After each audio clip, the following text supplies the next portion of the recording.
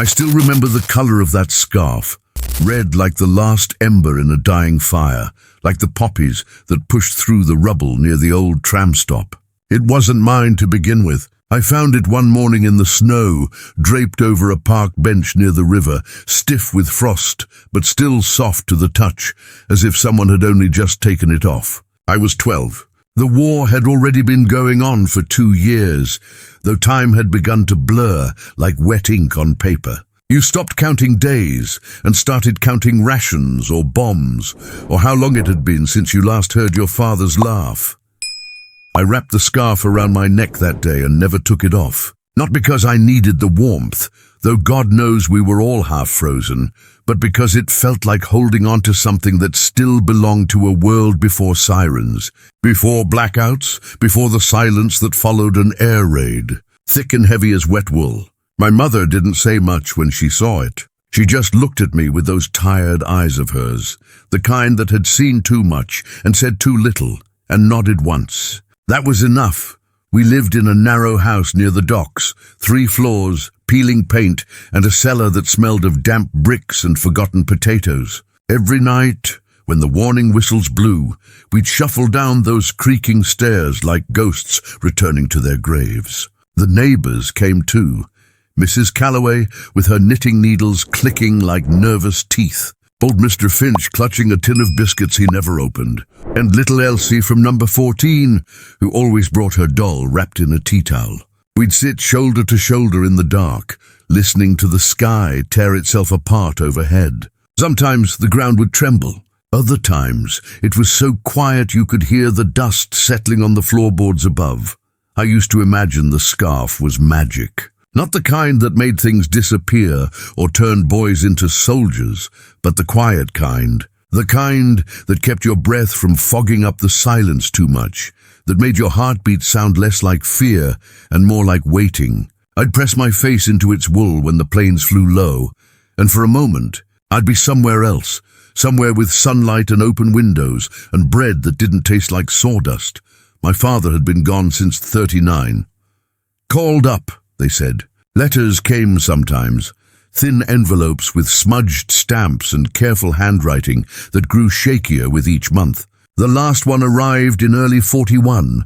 He wrote about the stars over France, how they looked different there, colder somehow, and how he missed the sound of my mother humming while she washed the dishes. He never mentioned the fighting, just the small things, the things that still mattered. I kept that letter folded in my coat pocket, next to the scarf. It wasn't much, but it was proof that he remembered us, that we were still real to him, even if the world outside was turning to ash. School had stopped being school a long time ago. What remained was a room with broken windows, a blackboard with half-erased sums, and a teacher who looked more like a scarecrow than a man. We learned arithmetic with ration cards and geography by tracing evacuation routes on torn maps. History? We were living it. No need to read about it, but I still read. Books were scarce, but Mrs. Calloway had a shelf full of them. Dickens, Stevenson, even a battered copy of The Secret Garden.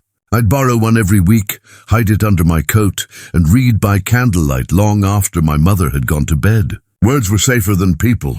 They didn't flinch when you looked at them too long. They didn't disappear in the middle of the night. One afternoon, I saw a boy my age standing by the bombed-out shell of the bakery on High Street. He was staring at the ruins like he was trying to remember what bread smelled like. His coat was too big, his shoes split at the toes, and around his neck, another red scarf. Not the same one, but close enough to make my breath catch. He looked up, saw me, and for a heartbeat we just stood there, 2 boys, tethered by color in a world drained of it. Then he turned and walked away, and I never saw him again. That night, I dreamed of a field full of red scarves fluttering in the wind. Like flags for a country that no longer existed, the raids grew heavier as winter deepened. February brought ice that cracked the pavements, and a silence so complete it felt like the city was holding its breath. One evening, just after dusk, the all-clear hadn't even sounded when my mother knelt in front of me, her hands cold on my cheeks. "If anything happens," she said, voice low, "you go to Aunt Mabel's. You remember the address." I nodded, though my throat was too tight to speak. "You're strong," she whispered. "Stronger than you know." I wanted to tell her I wasn't, that I was scared all the time, that I cried into my scarf when I thought no one could hear. But I didn't. Instead, I held her gaze and nodded again, because that's what she needed me to do. 2 nights later, the bombs fell closer than ever. The house shook like it was trying to run away. We made it to the cellar just in time. The explosion wasn't loud. It was deeper than sound, a pressure that pushed the air from your lungs and left your ears ringing with absence. When we climbed back up, the street was gone. Not ruined, gone, as if someone had lifted it up and set it down somewhere else. Wrong. Our house was still standing, but the roof was open to the sky, and snow was falling through the rafters like slow white rain. My mother stood in the kitchen, staring at the kettle on the stove. It hadn't moved. Not a scratch on it. She picked it up, held it like it was the last thing in the world worth holding, and then she started to laugh, quietly at first, then harder until tears streamed down her face. I didn't understand then. I do now. Sometimes the only thing left to do is laugh, because if you don't, you'll break. I wore the scarf every day after that, even indoors, even to bed. It wasn't just warmth anymore. It was a promise, a thread tying me to everything I'd lost and everything I hadn't yet. And somewhere, in another part of the city, another boy was doing the same. Spring came quietly that year, as if afraid to disturb what little was left. The snow melted into puddles that reflected the sky like broken mirrors, and the first green shoots pushed through the cracks in the pavement like shy fingers testing the air. I remember the smell, wet earth and something faintly sweet, like hope trying to remember its name. Aunt Mabel's house was on the edge of town, tucked behind a row of chestnut trees that hadn't been cut down for firewood yet. It was smaller than our old place, but sturdier, built of brick and stubbornness. She was a widow, my mother's older sister, with hands that never stopped moving and eyes that missed nothing. She didn't hug me when I arrived, just nodded and said, "You'll sleep in the back room. There's a blanket under the bed if you get cold." Then she went back to stirring a pot of something that smelled like onions and regret. I didn't mind. I wasn't looking for comfort. I was looking for a place to disappear. The red scarf stayed with me, of course. Aunt Mabel noticed it the first morning at breakfast. She paused, spoon hovering over her tea, and said, "That's a bold color for these times." I didn't answer. She didn't ask again. Days blurred into routines. I helped her fetch water from the standpipe, queued for bread with the other children, and swept the ash from the stove each evening. At night, I'd lie on the narrow bed and listen to the wind in the trees, wondering if it sounded the same back home, if home still existed. Sometimes, I'd take out my father's last letter and read it by moonlight, tracing the loops of his handwriting like a map back to him. One afternoon, while sorting through a box of old clothes she'd been given by the WVS, I found a photograph. It was faded at the edges, but clear enough. A young man in uniform, smiling beside a woman with dark hair and a red scarf draped over her shoulders. My breath stopped, not because it was my mother, though it could have been, but because it was proof that people like us had existed before the war, that we'd worn bright colors and stood in sunlight and believed in futures. I slipped the photo into my pocket. Aunt Mabel never mentioned it was missing. The village had its own rhythm, slower, quieter, but no less tense. Everyone knew everyone, and everyone knew what everyone had lost. Mrs. Pritchard's son was missing in North Africa. The Henderson boy had come back with a limp and a silence that wouldn't lift. And old Mr. Ellis, who ran the post office, kept a framed picture of his daughter on the counter, a nurse who died in a hospital bombing in '40. No one spoke of these things directly. They'd just say, "Lovely day, isn't it?" While their eyes said everything else, I started walking to the edge of the woods most afternoons. There was a clearing there, ringed by birch trees, where the light fell in golden shafts even on grey days. I'd sit on a fallen log, wrap the scarf tighter, and imagine my father walking through the same kind of forest somewhere in France. Did he see the same slant of light? Did he miss the smell of rain on dry soil? One day I found a bird's nest in the hollow of an oak, empty, but lined with soft moss and a single blue feather. I brought it back and kept it on the windowsill in my room. It became my secret altar, a place for things that were gone but not forgotten. Then came the letter. It arrived on a Tuesday, addressed in my mother's hand. My hands shook so badly I nearly tore it open. Inside, just 3 lines. We're safe. Staying with the Wilsons on Elm Street. Come when you can. Bring the scarf. I read it 10 times before I believed it. Then I ran. Past the chestnut trees, past the church, all the way to the train station, clutching the paper like a lifeline. The next train wasn't for hours, but I didn't care. I sat on the platform, back against the wall, scarf pulled up to my chin, and waited. When I finally stepped off the train in the city, everything looked smaller. Or maybe I'd grown. The streets were still scarred, but people were rebuilding, nailing boards over broken windows, sweeping glass from doorways, hanging laundry on lines strung between ruins. Life, stubborn and quiet, pushing through. I found them in a tiny flat above a grocer's shop. My mother opened the door, and for a moment we just stared at each other, 2 strangers bound by blood and memory. Then she pulled me into a hug so tight I couldn't breathe, and I didn't want to.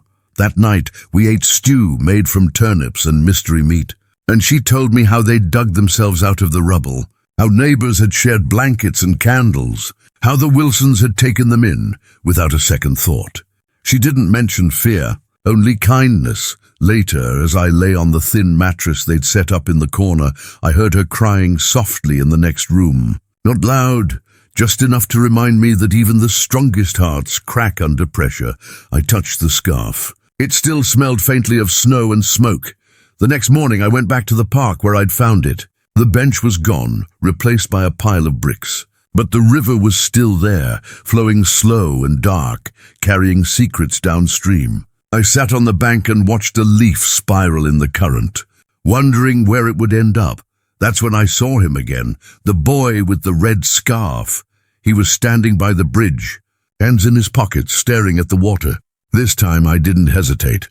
I walked over. Yours is red too, I said. He turned. His eyes were tired but not broken. So's yours.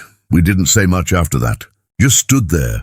2 boys in a world that had tried to erase us, bound by a thread of color neither of us could explain. He told me his name was Leo, that he'd lost his family in the November raids, that he lived with his aunt now, in a flat with no hot water and a cat that hated everyone but him. I told him about Aunt Mabel, the bird's nest, the photograph. We didn't talk about the war. We talked about the things that survived it. Before we parted, he reached into his pocket and pulled out a small wooden bird, carved clumsily but with care. My dad made it, he said. Before he left, he pressed it into my hand. Keep it for the nest, I still have it. It sits beside the blue feather on a windowsill in a house I built long after the war ended. That day, walking home, I realized something.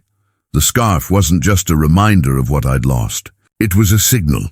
A way of saying, I'm still here, and somewhere someone would see it and know they weren't alone. Summer arrived not with fanfare, but with a slow, golden hush, as if the world were holding its breath, waiting to see if peace might finally dare to show its face. The air grew thick with the scent of lilacs and drying laundry, and for the first time in years, the blackout curtains stayed open past dusk. People began to linger on doorsteps, sharing cups of weak tea and stories that didn't always end in silence. Leo and I met most days by the river. Sometimes we'd walk, sometimes we'd sit in the grass and watch the clouds shapeshift above us. He taught me how to skip stones. I showed him how to fold paper into boats that floated for nearly a minute before sinking. We never spoke of the past unless it slipped out by accident. A name, a date, a half-remembered lullaby. Instead, we built a present out of small things. Shared biscuits, borrowed books, the way sunlight caught the red wool of our scarves when we stood side by side. He had a laugh that surprised you, sudden and bright, like a match struck in the dark. It made you want to laugh too, even when you didn't feel like it. I think that's why I kept going back. Not just for company, but for that sound. It reminded me that joy hadn't been bombed out of existence. It was just hiding, waiting to be found. My mother started working again, mending uniforms at the depot near the station. She came home tired, her fingers stained with thread, but her eyes were lighter. She'd hum while she cooked, the same tune she used to hum before the war. And sometimes, when she thought I wasn't looking, she'd touch the scarf I still wore and smile. One evening, as we washed up after dinner, she said, "You've grown quieter, you know, but not in a bad way. Like a tree that's learned to bend in the wind." I didn't know what to say to that, so I just nodded and scrubbed harder at a burnt pot. The city was changing. Rubble was being cleared, shops were reopening, and children played football in streets that had once been cratered with fear. Yet beneath it all there was a tension, a quiet understanding that the war wasn't over, not really. News from the front came in fragments, victories, setbacks, names of towns I'd never heard of but would never forget. Everyone waited for the final blow, the one that would either end it all or bury us deeper. Then, in June, the invasion began.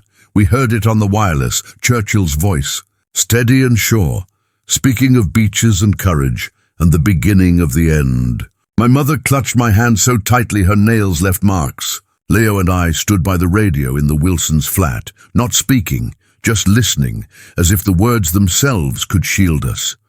Afterward, we walked to the park in silence. The sky was clear, impossibly blue, and for the first time I noticed how green everything was. Grass, leaves, even the moss on the stones. Life relentless and green. "They'll come back," Leo said suddenly, kicking a pebble into the river. The ones who left, I wanted to believe him. But belief felt dangerous now, like lighting a candle in a room full of ghosts. Still, I nodded. "Yeah, they will. We didn't talk about my father, not directly. But sometimes, when Leo carved another small bird, this time a sparrow, he'd leave it on my windowsill with a note that just said, 'For him.' I never told my mother about Leo, not because I was ashamed, but because some friendships are too fragile for words. They exist in glances, in shared silences, in the way you know someone understands your silence without needing to fill it. One afternoon, we found an abandoned greenhouse on the edge of town, glass panes cracked, frame sagging, but still standing. Inside, wildflowers had taken root in the broken pots, and sunlight streamed through the gaps like liquid gold. Leo grinned. "It's perfect. We started meeting there instead. We'd bring books, scraps of food, sometimes just ourselves. We'd lie on the warm concrete and talk about what we'd do when the war ended. He wanted to be a carpenter. I wanted to write stories, real ones, not just the ones in my head. "What kind?" he asked once. "The kind where people survive," I said. He smiled. "That's all of them then." But the war wasn't done with us yet. In late July, the raids returned, not as fierce as before, but sharp, precise, like a warning. One night the sirens wailed just after supper. We scrambled to the shelter beneath the grocer's, my mother clutching a tin of biscuits, me with the scarf pulled tight. The bombs fell to the east. We heard the thud, felt the tremor, saw the orange glow on the horizon. When we emerged hours later, the sky was still smoldering. The next morning I went to Leo's aunt's flat. The street was cordoned off. The building was gone, not damaged, gone. I stood there for a long time, staring at the pile of bricks and splintered wood, the red scarf around my neck feeling heavier than stone. A neighbor told me his aunt had been at the market. Leo had stayed behind to feed the cat. I didn't cry, not then. I walked back to the greenhouse and sat among the wildflowers, the wooden birds in my pocket pressing into my thigh like accusations. That night, I dreamed of him standing on the bridge, waving, his red scarf fluttering like a flag of surrender or of hope. I never saw him again, but I kept going to the greenhouse. I watered the flowers, swept the glass, left a new bird on the sill each week. It became my ritual, my way of saying I remember. My mother never asked why I came home with dirt on my knees and silence in my eyes. She just made extra stew and left the window open so the evening air could find its way in. One day I found a single red poppy growing through a crack in the greenhouse floor. I didn't pick it. I let it bloom, because sometimes the bravest thing you can do is let something live, even when everything around it has died. Autumn came with a sigh that year, as if the earth itself were weary. The leaves turned gold and russet, then fell in slow spirals, carpeting the streets in color that felt almost defiant. I walked through them every day, boots crunching softly, the red scarf tucked close against the chill. It had faded slightly at the edges, worn thin from washing and worry, but it still held its hue, stubborn like us. Without Leo, the city felt larger and lonelier. I still went to the river, but I didn't linger. I still read, but the words didn't comfort me the way they used to. Grief, I learned, isn't a storm. It's a tide. It pulls you under when you least expect it, then leaves you gasping on the shore, wondering why the world keeps turning. My mother noticed, of course. She always did. One evening, as we peeled potatoes in silence, she said, "You don't have to carry it all alone, you know." I looked up. Her hands were steady, but her eyes were soft with worry. "I'm not alone," I said, and meant it. Because even in his absence, Leo was with me, in the birds on my windowsill, in the way I still checked the bridge every time I passed it, in the quiet space beside me that no one else could fill. She nodded, as if that was answer enough. The war dragged on, but the mood shifted. There was a new urgency in people's voices, a cautious hope that flickered like candlelight in a draught. Rumors spread faster than ration lines. Paris was free, the Allies were advancing, the end was near. No one dared say it aloud, but you could feel it in the way shopkeepers left their doors open longer, in the way children played without flinching at distant thunder. Then, in April, the news came. The Russians had reached Berlin. We gathered around the wireless in the Wilsons' flat. A dozen of us packed into a room that smelled of damp wool and boiled cabbage. When the announcer confirmed it, Hitler was dead, the room didn't erupt in cheers. It fell silent. Then slowly Mrs. Wilson began to cry, not from sadness, but from relief so deep it had nowhere else to go. My mother reached for my hand. Hers was warm. 2 weeks later, on a morning so ordinary it felt surreal, the church bells rang, not the warning bells, the celebration ones. People poured into the streets, women in faded dresses, men in patched suits, children barefoot and laughing. Someone started singing Land of Hope and Glory, off-key but full-throated, and soon the whole street joined in.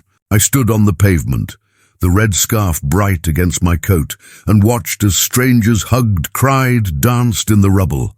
I didn't dance. I just stood there, breathing in the sound of joy after so many years of silence. That night, my mother made a cake, real sugar, real eggs, saved for this moment. We ate it by candlelight, the flame casting long shadows on the walls. "He'd be proud of you," she said softly. I knew she meant my father. I nodded, but inside I wondered if Leo could hear the bells where he was. If he knew it was over. The days that followed were strange, like waking from a long dream and not knowing which world was real. Soldiers began returning, thin and hollow-eyed, clutching duffel bags and photographs. Some were greeted with tears. Others disappeared into houses without a word. The city tried to stitch itself back together, but the seams showed. I started school again, not the makeshift kind, but proper lessons with textbooks and chalkboards, and a teacher who actually smiled. I sat in the back, the red scarf still around my neck, and listened as if every word were a gift. One afternoon, while walking home, I passed the old tram stop. The poppies were gone, but in their place, someone had planted a small garden, marigolds, lavender, a single rose struggling to bloom. I stopped and touched a petal. It was soft, alive. That's when I decided to write, not just stories, letters. I wrote to my father first, though I didn't know if he'd ever read it. I told him about the scarf, about Leo, about the greenhouse and the birds and the way the light fell in Aunt Mabel's kitchen. I didn't ask where he was or why he hadn't written. I just told him we were waiting. Then I wrote to Leo's aunt, wherever she was. I told her about the poppy in the greenhouse, about the wooden birds, about how he'd taught me that kindness could be a kind of courage. I never sent them. I kept the letters in a shoebox under my bed, tied with string. They weren't meant to be read. They were meant to be remembered. One evening, as I sat by the window watching the sunset paint the sky in red and gold, my mother came in and placed a small parcel on my lap. "It came today," she said. Inside was a book, The Wind in the Willows, and a note in handwriting I hadn't seen in years. "Found this in a market in Belgium. Thought you might like it. Come home soon." Daddy held the note to my chest and cried, not from sadness, but from the sheer, staggering weight of hope fulfilled. He was alive, and he remembered me. The next morning, I went to the greenhouse one last time. I left a final bird on the sill, a dove carved with care, and whispered goodbye to the boy with the red scarf who taught me how to live in a world that kept trying to end. Then I walked home, the scarf fluttering behind me like a promise kept. Victory Day dawned clear and cool, the kind of morning that feels like a fresh page. I woke before dawn, the red scarf still around my neck, and stood at the window watching the city stir to life. Smoke curled from chimneys, milk bottles clinked on doorsteps, and somewhere a radio played a waltz, soft, sweet, almost shy. My father came home 3 weeks later. I didn't recognize him at first. Not because he'd changed, though he had thinner, grayer, his uniform hanging loose, but because I'd built him up in my mind into something larger than life. A hero, a savior. But the man who stepped off the train was just a man, tired, hesitant, holding a duffel bag and a photograph of me as a child. He saw me before I saw him. Our eyes met across the platform, and for a moment, neither of us moved. Then he smiled, the same smile from the letters, and I knew it was really him. We didn't embrace right away. We just stood there, two strangers bound by blood and memory, learning each other again. At home, my mother made tea. We sat in the tiny kitchen, the three of us, and talked in fragments about the weather, the trains, the price of bread. The big things waited. They always do. Later, as we walked through the park, he noticed the scarf. "Red," he said, almost to himself. "Your mother always loved red." I touched it. "It's mine now." He nodded, as if that explained everything. Life didn't snap back into place. It grew slowly, like ivy on a broken wall. My father slept in the back room at first, as if afraid to take up too much space. He startled at loud noises, stared too long at empty chairs, and sometimes, in the middle of the night, I'd hear him pacing the hall. But he was there. And that was enough. I kept writing. Not just letters now, but stories. About boys who found scarves in the snow, about greenhouses full of wildflowers, about rivers that carried secrets, but also hope. I wrote them in notebooks with frayed spines, hiding them under my mattress like treasures. One day, my father found one. He didn't say anything. Just left it on my bed with a pencil beside it, sharpened to a fine point. That small act meant more than any praise. Years passed. The city healed, though scars remained. In the gaps between buildings, in the way some people still flinched at sirens, in the quiet spaces at dinner tables. I grew taller, my voice deepened, and the red scarf, though patched and faded, never left my neck. I never found out what happened to Leo's aunt. But every year, on the anniversary of the day I found the scarf, I go to the river and leave a wooden bird on the bridge. Sometimes when the wind is right, it feels like he's there, laughing, watching, remembering with me now as an old man. I sit by the window of my own house, a small cottage on the edge of town, with a garden full of poppies and a shelf lined with books I've written. My hands are wrinkled, my hair white, but the scarf still hangs by the door, ready for when the wind turns cold.